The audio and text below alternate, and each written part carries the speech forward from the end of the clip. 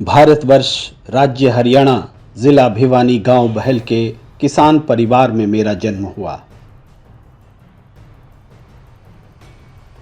प्रारंभिक शिक्षा गांव में ही लेने के पश्चात कई माध्यमिक विद्यालयों से होते हुए दिल्ली विश्वविद्यालय के Shri Ram college of commerce से बीकॉम ऑनर्स किया। बचपन से ही भ्रमण की रुचि ने लगभग सारे देश को देखने का अवसर दिया और देश से बाहर भी कुछ विकासशील देशों का भ्रमण किया। वर्तमान में वस्त्र निर्यात के उद्योग में रत रहते हुए अपने समाज और देश की दयनीय दशा को देखकर ऐसा लगा जैसे हमारे देश में सब कुछ होते हुए भी कुछ नहीं है। केवल भ्रष्टाचार से ही सब कुछ जकड़ा हुआ है। मैंने भ्रष्टाचार, काला धन व गरीबी का कारण केवल भ्रष्ट बहुमत यानी सांसदों के बहुमत की राजनीतिक व्यवस्था को ही माना है। इसके बदले केवल सत्य बहुमत यानी मतदाताओं के बहुमत की राजनीतिक व्यवस्था से ही भ्रष्टाचार, काला धन व गरीबी को जड़ से समाप्त किया जा सकता है। हमारे घर में खाने को नहीं है। मैं एक विधवा औरत हूँ, मेरा एक बेटा है, 4 बच्चे हैं उसके। शाम को रोटी नहीं मिलती हमारे को, मालूम है कहाँ से खिलाएंगे। मैंने बचपन से ही सुन रखा है कि हमारे देश के हर नागरिक को स्वतंत्र रूप से बोलने का, लिखने का और अपने विचारों को व्यक्त करने का मौलिक अधिकार है। आज आदमी कितना परेशान हो रहा है और लोग बेवकूफ है, महंगाई नहीं कैसे नहीं जो कर्जा 55 लाख करोड़ का था ना 14 से पहले 2014 से पहले, वो आज 155 लाख करोड़ का हो गया और दिखता नहीं इनको। हद है यार, भक्ति इतनी नहीं होती। ये भक्ति है, भक्ति बोलते हैं इसको, भक्ति इसको बोलते हैं मोदी भक्त। इन जैसे लोगों को जो उनकी तारीफ करने गिनाते हैं। इसी भरोसे भ्रष्टाचार के मूल कारण और एकमात्र समाधान अपनी बुद्धि और विचारों से बोलने के साथ साथ लिख भी दिया। इसकी वर्तमान राजनीति है और सत्य बहुमत की राजनीति है। इसी के अंदर एक मूलभूत अंतर यही है कि आज के दिन आप भ्रष्टाचारियों को, अपराधियों को टिकट देते हो और सत्य बहुमत की राजनीति के अंदर आप चाह के भी भ्रष्टाचारी को टिकट नहीं दे सकते, टिकट का खरीद फरोख्त नहीं कर सकते, आप समझौते नहीं कर सकते भ्रष्टाचार के, क्योंकि आपको सांसदों के बहुमत से सरकार बनानी नहीं है। आपने जब एक बारी सरकार मतदाताओं के बहुमत से बना ली, फिर उस सरकार को इतनी आसानी से तो गिराया नहीं जा सकता, ना इतनी आसानी से बदला जा सकता, ना इतनी आसानी से उसको गिरा के दोबारा बनाया जा सकता। आज के दिन तो हालत ये है कि 5 साल के अंदर 5 बारी सरकारें बिगड़ रही हैं और बन रही हैं। यह कोई राजनीतिक व्यवस्था हुई क्या? कौन सा भ्रष्ट राजनेता सत्य बहुमत की व्यवस्था से असहमत होकर मुझे, मेरे समाज और देश को कितना दंडित और अपमानित करने का प्रयास करेगा मैं नहीं जानता, लेकिन मैं इतना अवश्य जानता हूं कि भ्रष्टाचार को जड़ से समाप्त करने का उपाय केवल सत्य बहुमत गठबंधन मुक्त राजनीतिक विकल्प ही है।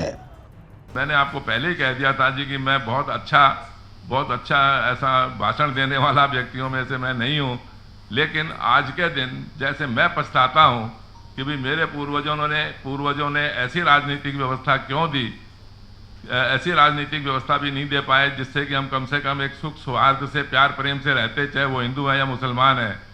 मैं अपनी आने वाली पीढ़ियों को, अपने आने वाले बच्चों को मैं ये नहीं कह के जाना चाहता कि उन्होंने कोई एक हमारे को राजनीतिक व्यवस्था अच्छी नहीं दी। राजनीतिक व्यवस्था अब आपके सामने है और उस राजनीतिक व्यवस्था को समर्थन देकर उसको स्थापित करके आप देख लेना किस तरह से हमारे को जाति का, धर्म का, भाषा का और ये सब भेदभाव मिटने के बाद में कैसे हम प्यार, प्रेम और सौहार्द से रहकर भारत को एक शक्तिशाली, समृद्ध और गौरवशाली राष्ट्र बना सकते हैं। क्योंकि मैं एक अच्छा लेखक नहीं हूँ, वक्ता नहीं हूँ, इसलिए सत्य बहुमत को किसी नॉवेल या कहानी या भाषण की तरह जल्दी में पढ़कर या सुनकर समाप्त मत मान लेना।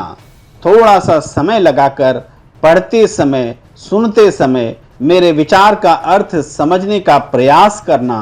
पहली बात तो ये है ना कि जब आप टिकट ही भ्रष्टाचारियों को दोगे और अपराधियों को टिकट दोगे तो फिर तो मतदाता की मजबूरी हो गई भ्रष्टाचारी को ही टिकट दोगे तो भ्रष्टाचार को ही चुनना, भ्रष्टाचारी को, अपराधी को चुनना मतदाता की मजबूरी हो गई। और सत्य बहुमत की राजनीति में जब आप भ्रष्टाचारी को टिकट नहीं दोगे, एक अपराधी को टिकट नहीं दोगे, आप एक अच्छे योग्य व्यक्ति को इसलिए टिकट दोगे कि आपको वोट सबसे ज़्यादा चाहिए। आप भ्रष्टाचारी को टिकट देके आप सबसे ज़्यादा वोट कैसे ले लोगे? क्या और बाकी के देश के राजनीति के अंदर, दूसरे क्षेत्रों के अंदर वो प्रभावित नहीं होंगे? दूसरे क्षेत्र तो प्रभावित होंगे ना, यदि आपने भ्रष्टाचारी को और अपराधी को टिकट दिया तो।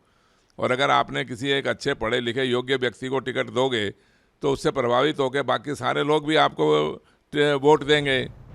अर्थ जो बहुत ही सरल है, समझने के पश्चात सत्य बहुमत से सहमत हुए बिना नहीं रह सकते आप। इस पर ध्यान मत देना कि मेरे लिखने में भाषा और व्याकरण की कहाँ गलती है। निश्चित रूप से सत्य बहुमत की व्यवस्था स्थापित करवाकर भ्रष्टाचार मुक्त, सच्ची, ईमानदार और पारदर्शी सरकार का नेतृत्व देने में कहीं गलती नहीं करूंगा। अपराधियों को टिकट दिए जाएंगे, भ्रष्टाचारियों को टिकट दिए जाएंगे और बहुमत बनाने के लिए सांसदों की खरीद फरोख्त होगी और भ्रष्ट समझौते किए जाएंगे। 18 साल वाले को वोटर बनाना ही है अगर, तो आप 18 साल वाले को चुनाव लड़ने का भी अधिकार दीजिए। और ये काम तो सरकारों ने ही किया है। सरकारों ने ही 18 साल वाले को वोटर बनाया और सरकारों ने ही 18 साल वाले को चुनाव नहीं लड़ने का अधिकार नहीं दिया, चुनाव लड़ने का अधिकार नहीं दिया। सत्यदेव चौधरी, प्रत्याशी, चांदनी चौक लोकसभा, अध्यक्ष, संस्थापक अध्यक्ष, सत्य बहुमत पार्टी।